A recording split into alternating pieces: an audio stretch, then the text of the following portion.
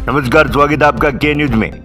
खबर हनुमानगढ़ जंक्शन से है, जहां वाल्मीकि धर्मशाला में एक दिवसीय संत रामपाल जी महाराज का सत्संग कार्यक्रम आयोजित हुआ। कार्यक्रम में बड़ी संख्या में सत्संगी शामिल हुए। सत्संग में सत्संगियों को संत रामपाल जी महाराज के सत्संग का बड़ी स्क्रीन पर प्रसारण दिखाया गया।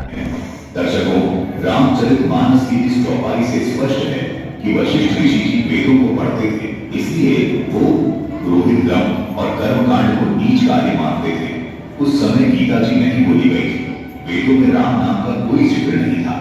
दर्शकों, अब यहाँ पर ये सवाल खड़ा होता है कि जब वेदों में राम नाम का जिक्र नहीं है, तो फिर ऋषि वशिष्ठ जी ने राजा दशरथ के पुत्र का नाम राम क्यों रखा?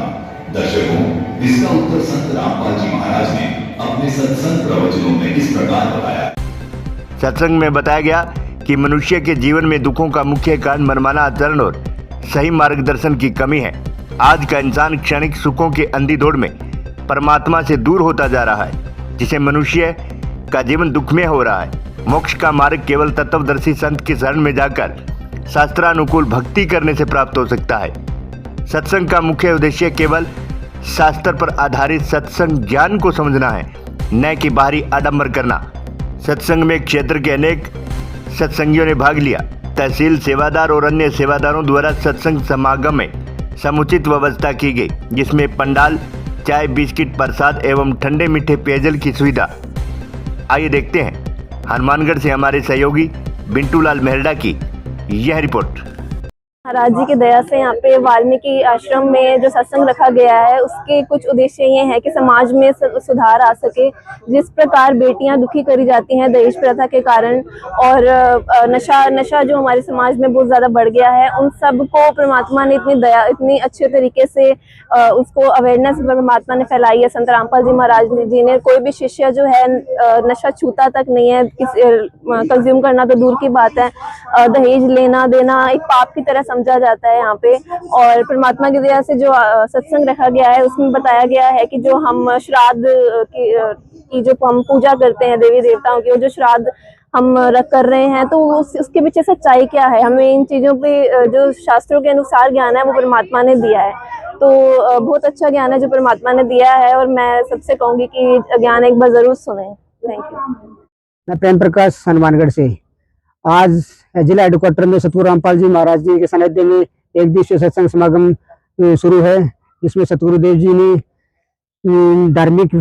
सभी धर्म के धार्मिक जो सदग्रंथ है उनके आधार पर सतगुरुदेव ने पूर्ण परमात्मा कौन है, कैसा है, कहाँ रहता है और किस किस को मिला है, इसकी व्याख्या की। और सभी ने ये जाना भी पूर्ण परमात्मा कबीर साहब है, वो सतलोक में रहते हैं और सह शरीर आते हैं और सह शरीर जाते हैं। जैसे आज से 600 वर्ष पूर्व मगर में परमात्मा काशी के लहर तारा तालाब में प्रकट हुए थे और मगर से सह शरीर छोड़ा था, वो साक्ष्य प्रमाण प्रस्तुत आज भी वर्तमान समय में है।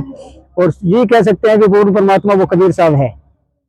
और इसके साथ ही संत रामपाल जी महाराज ने सत्संग के माध्यम से जितनी भी जीवात्माएं हैं सबको नशे से दूर, जाति पाति के बंधन से, और इसके साथ साथ सामाजिक जो बुराइयां हैं और इसके साथ सभ्य समाज को इख्तियार करना, धार्मिक नैतिकता, युवाओं में नैतिकता का जागृत करना और भ्रष्टाचार को समूल जड़ से नष्ट करना इनके मुख्य उद्देश्य है, जो वर्तमान में जारी है सच्चाई।